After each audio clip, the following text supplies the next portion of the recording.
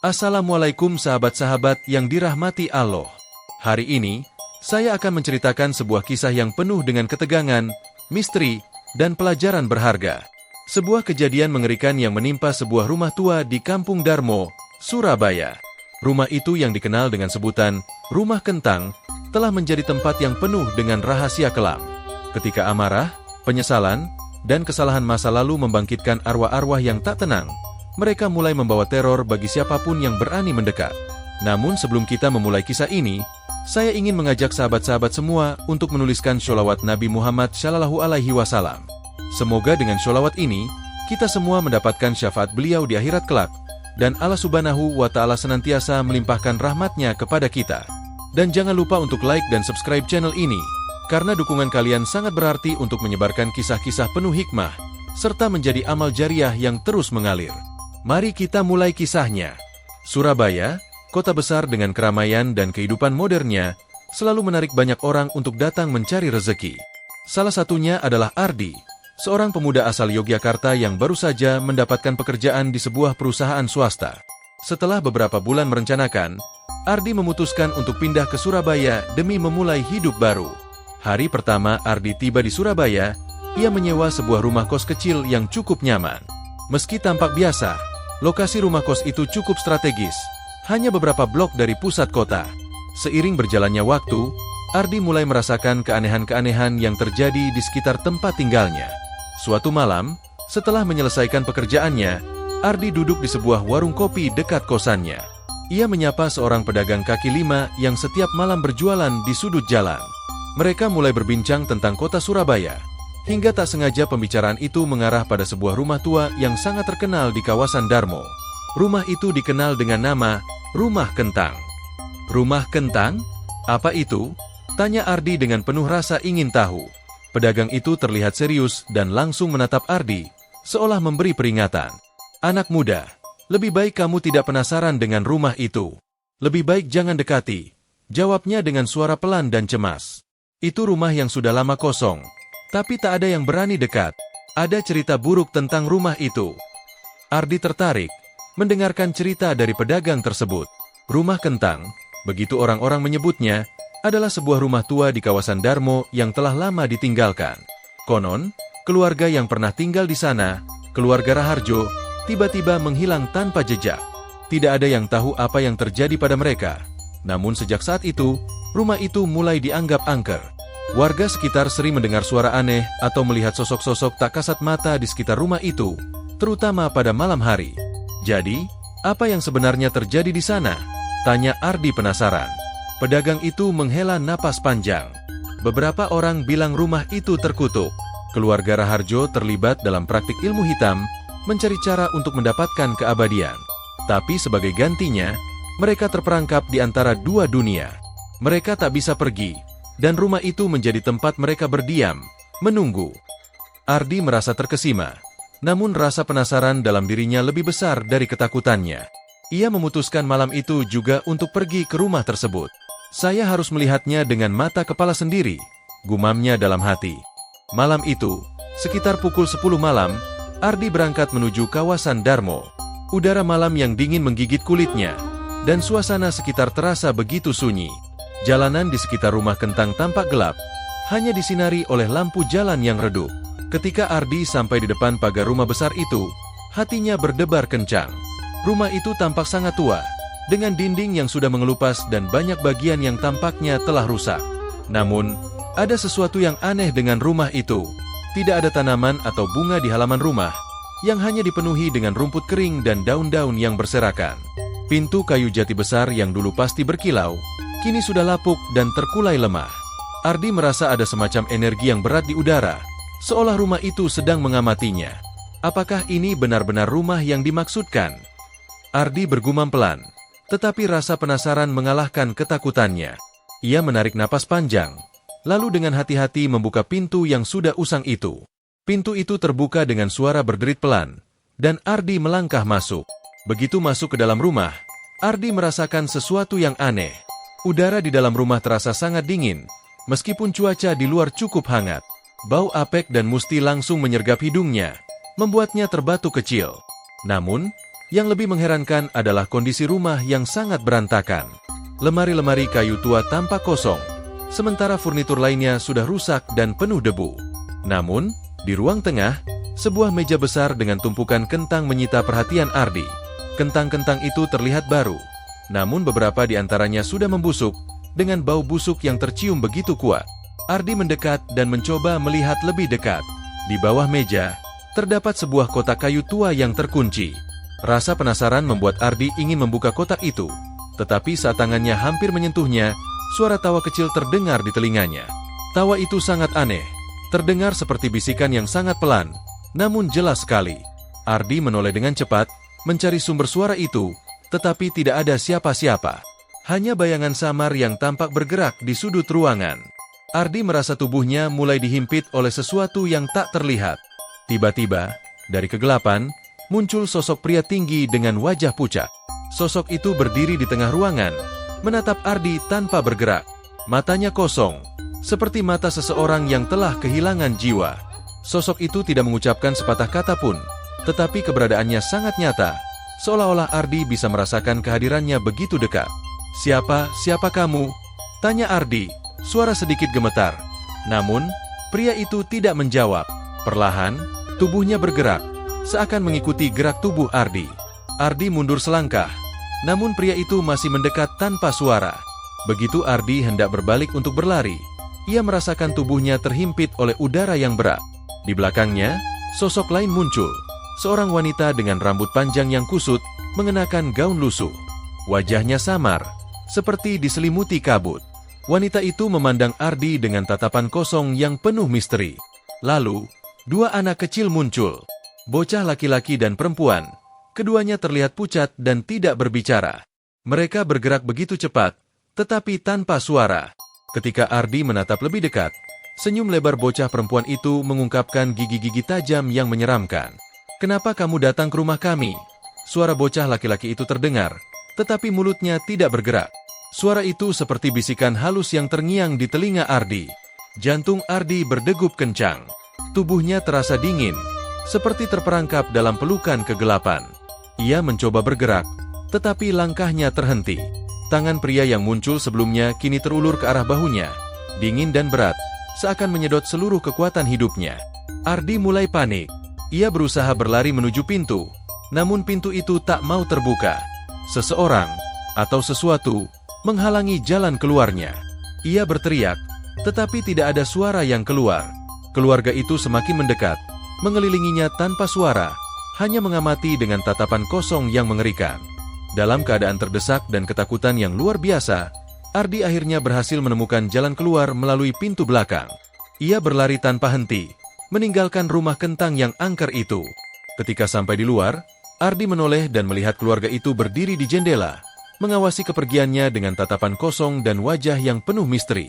Ardi merasa tubuhnya lemas, dan nafasnya terengah-engah. Keesokan harinya, Ardi kembali ke warung kopi tempat ia mendengar cerita tentang rumah kentang. Kali ini, ia bertanya lebih lanjut pada seorang kakek yang sudah lama tinggal di kawasan Darmo. Kakek itu menjelaskan bahwa keluarga Raharjo, yang dulunya sangat kaya, terlibat dalam praktik mistik untuk mencari keabadian. Mereka mencoba mengorbankan jiwa-jiwa manusia dalam ritual yang sangat kelam, berharap untuk mendapatkan kekuatan abadi. Namun, sebagai akibat dari perbuatan mereka, keluarga itu terperangkap dalam dunia lain, dunia yang tidak terlihat oleh manusia biasa. Rumah kentang, yang menjadi saksi bisu dari perbuatan mereka, kini menjadi tempat mereka berdiam. Kentang-kentang yang ada di rumah itu adalah simbol dari ritual yang mereka lakukan. Ardi pun kini menyadari bahwa keluarganya, yang terperangkap dalam rumah itu, selalu menginginkan seseorang untuk menggantikan mereka, untuk melanjutkan ritual yang tak pernah berakhir. Malam itu, Ardi terjaga, terhenyak oleh suara bisikan yang terdengar samar-samar. Suara itu memanggil namanya, berulang kali, semakin lama semakin jelas. "Ardi, Ardi." Suara itu datang dari dalam rumah kentang, dari ruang yang seolah menantinya. Namun, Ardi sudah tahu, sudah merasakan bahwa suara itu bukanlah hal yang bisa ia abaikan begitu saja. Rasa penasaran yang mendorongnya untuk masuk kembali ke rumah itu semakin kuat, meskipun ketakutan menghantui dirinya. Setelah berbicara dengan kakek yang ia temui, Ardi memutuskan untuk kembali ke rumah itu.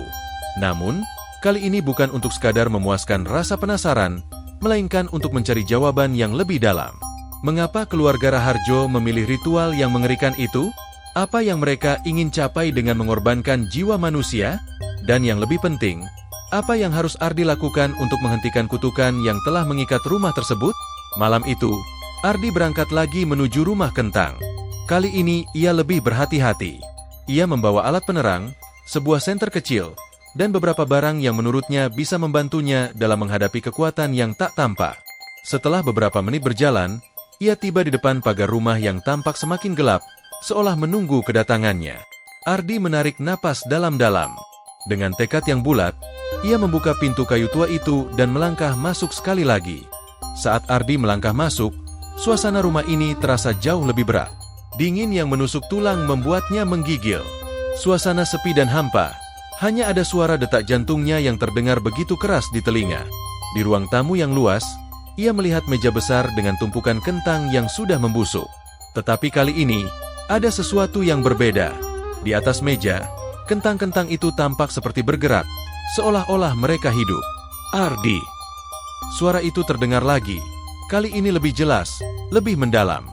Ardi menoleh ke arah suara itu dan melihat keluarga Raharjo berdiri di sudut ruangan, menatapnya dengan mata kosong yang tak bisa dijelaskan. Mereka tidak bergerak, tetapi Ardi merasa bahwa mereka ada di sana, menunggunya. Sosok pria tinggi, wanita dengan rambut kusut, dan dua anak kecil itu berdiri dengan diam, namun matanya menatapnya penuh harapan, atau mungkin lebih tepatnya, penuh keputusasaan. "Kenapa kalian memanggilku?" Ardi berusaha berkata dengan suara tegas, meski dalam hatinya, rasa takut semakin mencekam.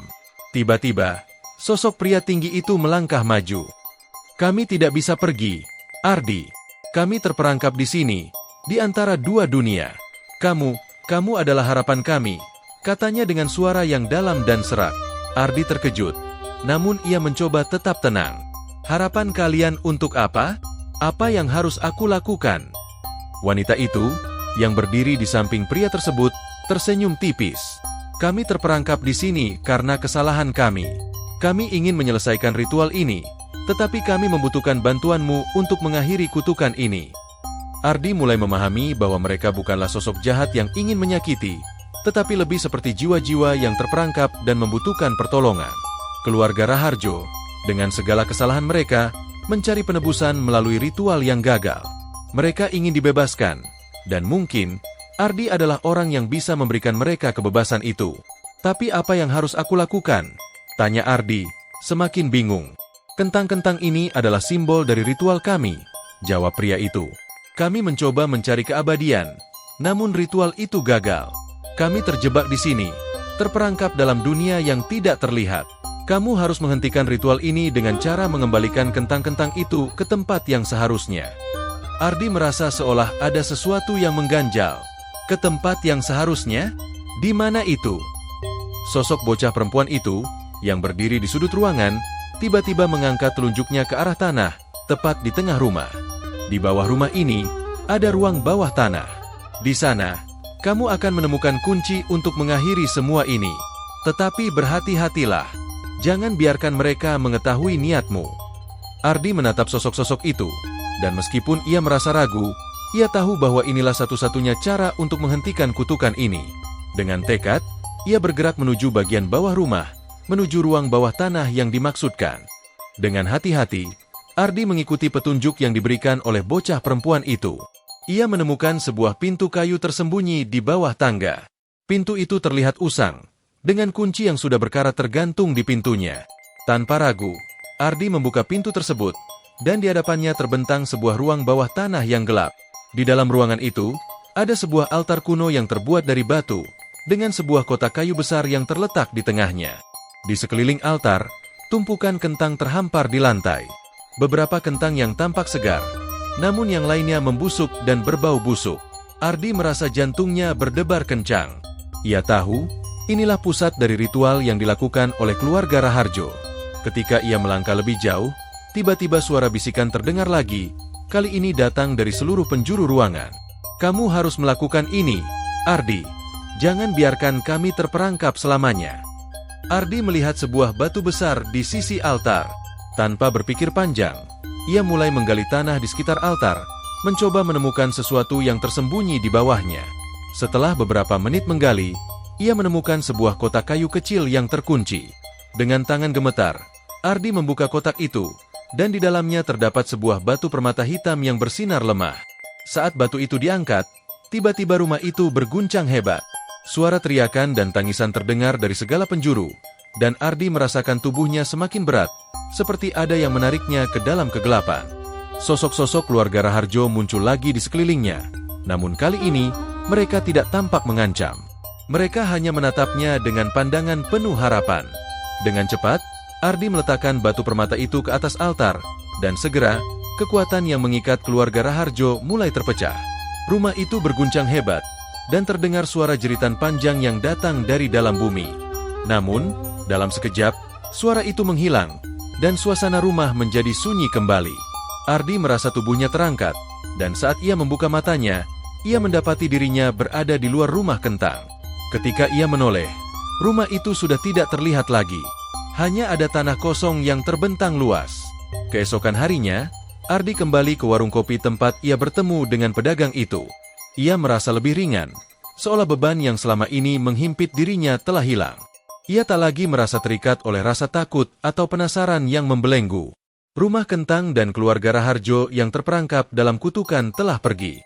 Meskipun ia tak bisa menjelaskan semua yang terjadi malam itu, Ardi tahu satu hal, ia telah membantu membebaskan jiwa-jiwa yang terperangkap di dunia lain.